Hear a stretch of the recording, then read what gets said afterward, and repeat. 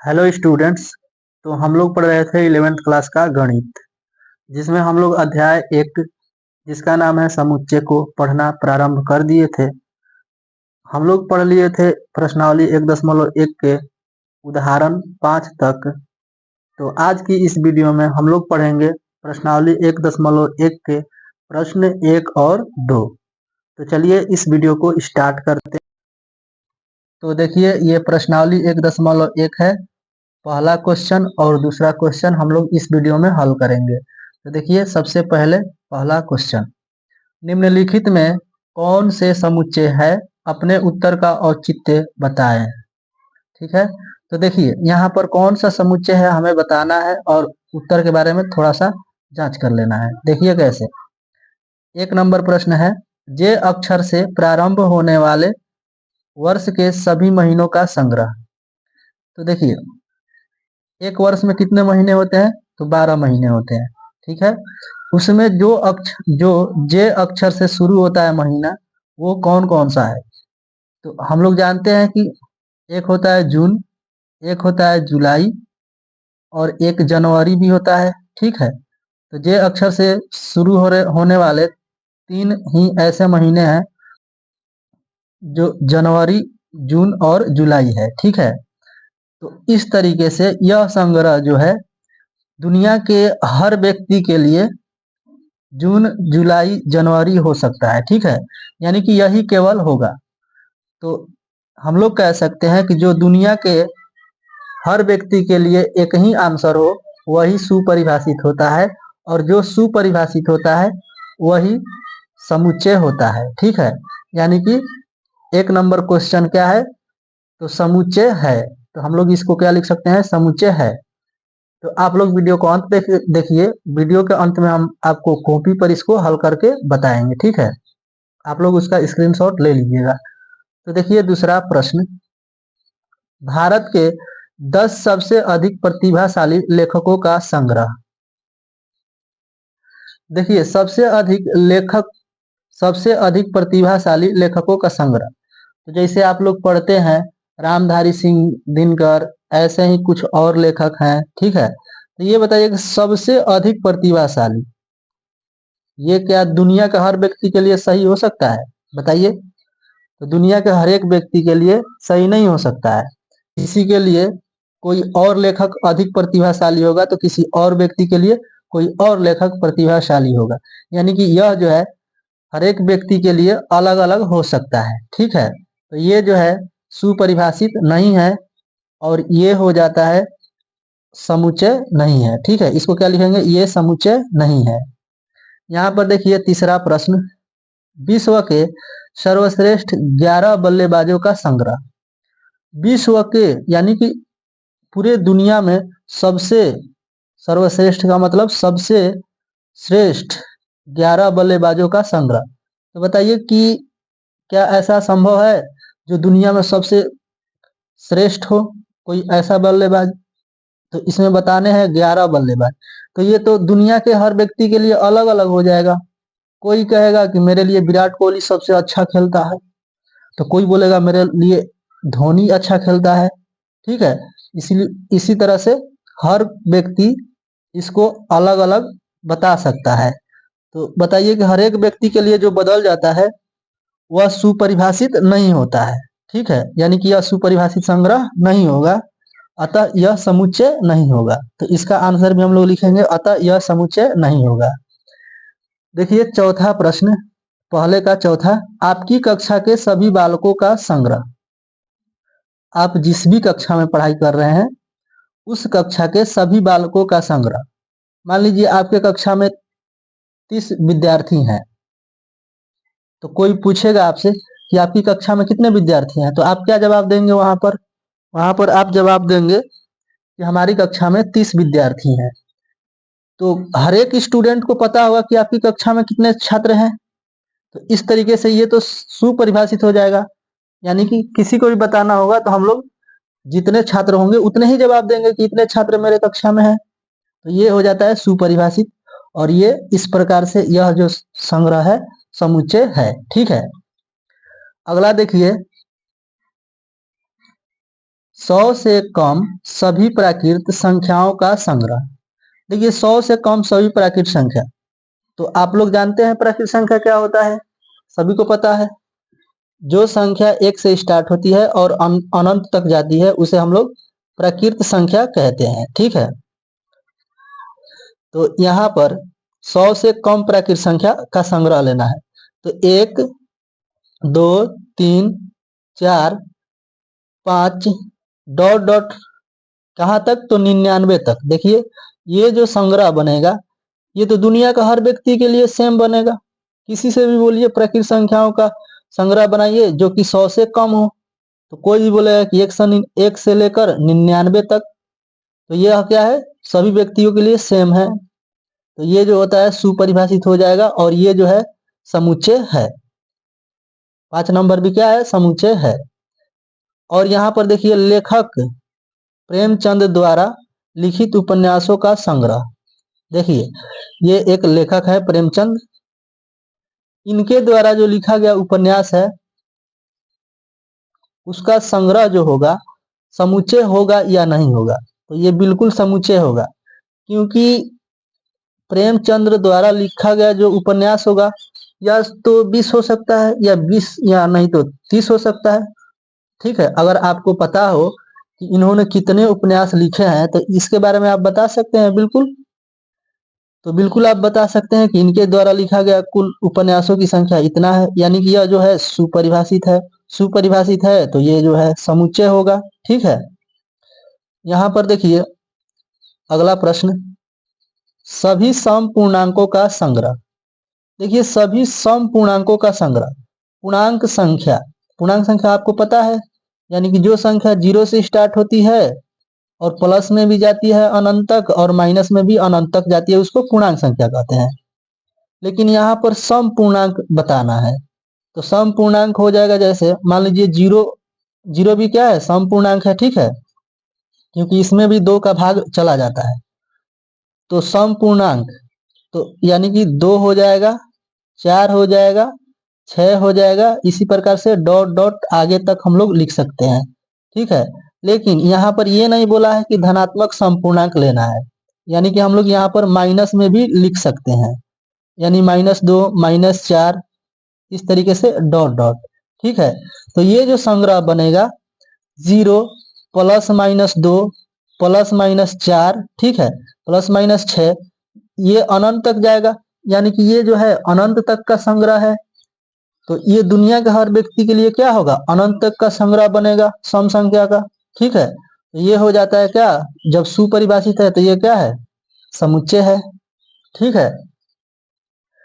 अब देखिए ये 8वां प्रश्न, इस अध्याय में आने वाले प्रश्नों का संग्रह। जैसे मान लीजिए इस अध्याय में, यानी कि जो एक अध्याय हम लोग पढ़ रहे हैं समुच्चय, इस अध्याय में आने वाले प्रश्नों का संग्रह तो एक समुच्चय होगा, यानी कि संग्रह जो होगा सुपरिभाषित होगा।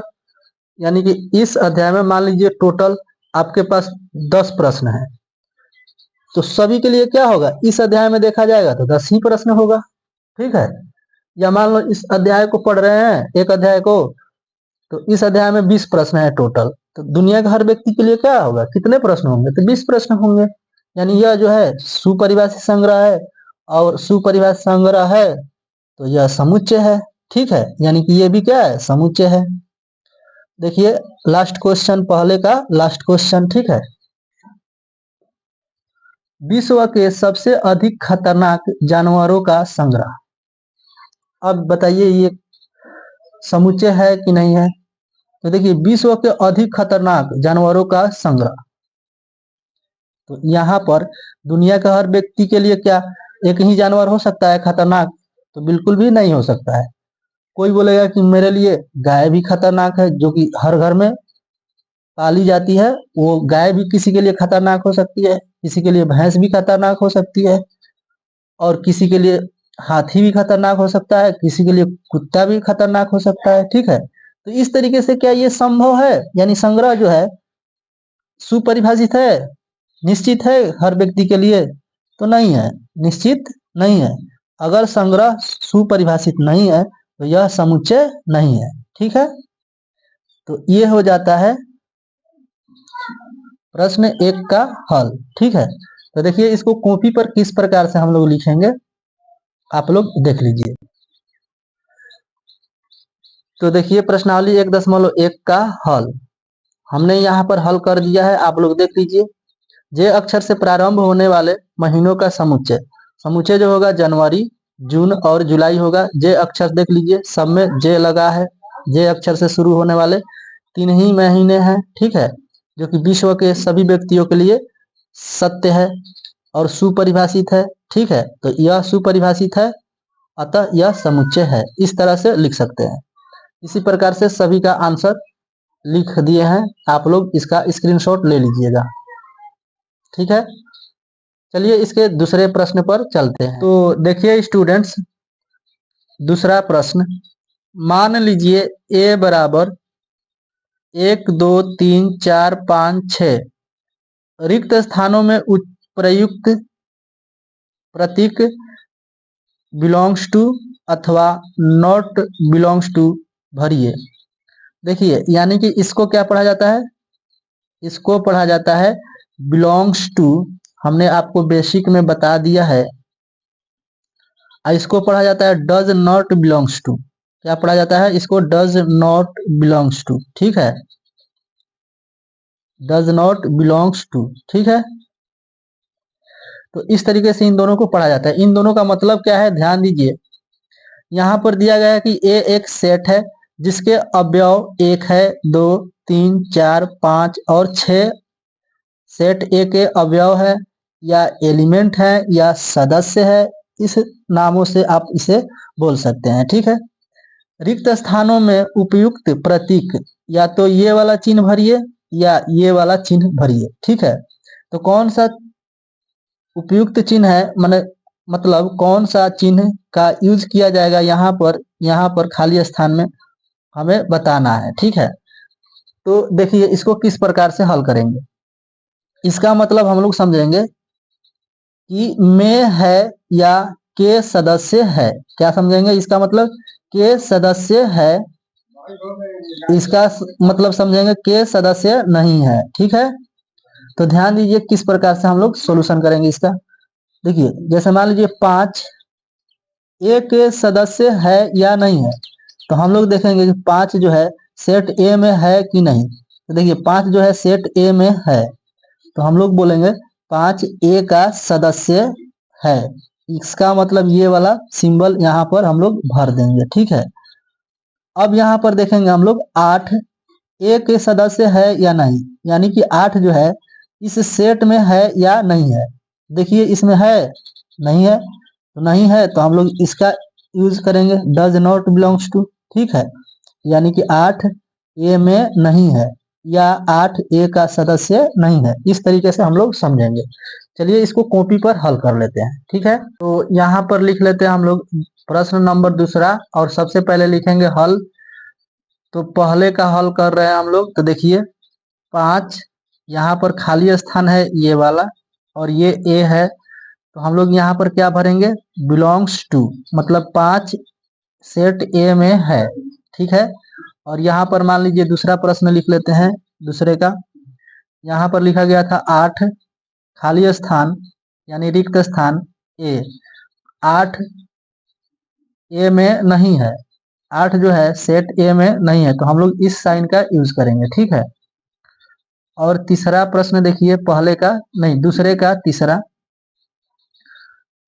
दूसरे का तीसरा है 0 खाली स्थान ए। तो बताइए कि 0 जो है सेट ए में है या नहीं है। तो सेट ए में 1 से लेकर 6 तक अंक है, तो हम लोग क्या बताएंगे कि 1 से 6 तक है, इसका मतलब 0 सेट ए में नहीं है। तो इस साइन का हम लोग यूज करेंगे। 0 डज नॉट बिलोंग्स टू ए, मतलब 0 ए का सदस्य नहीं है या 0 सेट ए में नहीं है। ठीक है, देखिए चौथा प्रश्न दिया है 4 खाली स्थान ए। तो देखिए 4 जो है सेट ए में है, 4 जो है सेट ए में है, तो इस साइन का हम लोग यूज करेंगे। ठीक है, इसका पांचवा प्रश्न देखिए, पांचवा प्रश्न है 2 खाली स्थान सेट ए। दो जो है सेट ए में है या नहीं, तो देखिए सेट ए में है, दो सेट ए में है तो इस साइन का हम लोग यूज करेंगे। दो बिलोंग्स टू ए, या दो सेट ए में है, या दो सेट ए का सदस्य है, इसका मतलब ये होता है। इसका छठवां प्रश्न देखिए, छठवां प्रश्न है 10 खाली स्थान ए। तो हम लोग देख रहे हैं कि सेट ए में 1 से लेकर 6 तक ही अवयव है, जो कि 10 उसमें शामिल नहीं है। हम लोग यहाँ पर लिखेंगे 10 does not belongs to set A, यानी कि 10 सेट ए का अवयव नहीं है, यानी कि 10 सेट ए में नहीं है। ठीक है, तो ये हो जाता है इस प्रकार से हल। ठीक है, ये हो जाता है आंसर। तो स्टूडेंट्स, उम्मीद करते हैं कि आप लोग बहुत ही अच्छे से समझ पाए होंगे। अगर फिर भी किसी तरह का डाउट रहता है तो आप लोग कमेंट कर सकते हैं, जिसका जवाब हम आपको अगली वीडियो में देने का प्रयास करेंगे। तो इस वीडियो में इतना ही। आप लोग इसका स्क्रीनशॉट लेना चाहते हैं तो स्क्रीनशॉट ले लीजिए और अपने दोस्तों में इस वीडियो को ज़्यादा से ज़्यादा शेयर करिए। आप लोग इसका स्क्रीनशॉट ले लीजिए जल्दी से।